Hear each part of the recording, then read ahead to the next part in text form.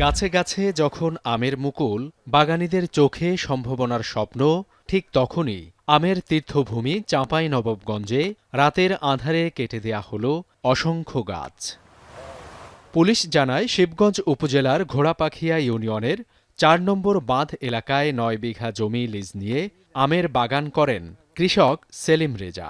এর মধ্যে রয়েছে কাটিমন, বাড়িফোর ও আম্রপালি সহ বিভিন্ন জাতের ১৫০০-এর বেশি আম গাছ। শনিবার সকালে পরিচর্যার জন্য বাগানে গেলে প্রায় বাগান জুড়ে বিপর্যয় দেখে হতবাক তিনি। রাতের আধারে দুর্বৃত্তরা কেটে দিয়েছে বাগানের অসংখ্য গাছ। দুর্বৃত্তের এমন তাণ্ডবে হতবাক এলাকাবাসী।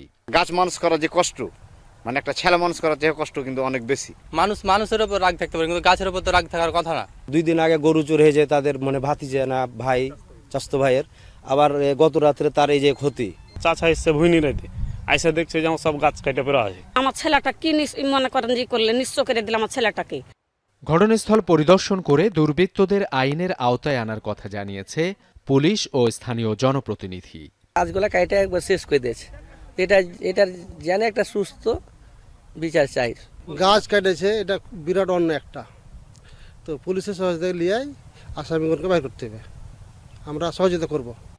এ ঘটনায় কে বা কারা জড়িত থাকতে পারে সে বিষয়ে স্পষ্ট কোনো ধারণা নেই বাগান মালিকের। তবে জড়িতদের গ্রেপ্তার করে আইনের আওতায় আনার দাবি জানিয়ে শিবগঞ্জ থানায় অভিযোগ করেছেন বাগান মালিক। এখন চাঁপাইনবাবগঞ্জ। মাঠের অলরাউন্ডার আমি, আর ঘরের allrounder Tylex. Tylex toilet cleaner, clean মানেই টাইলক্স।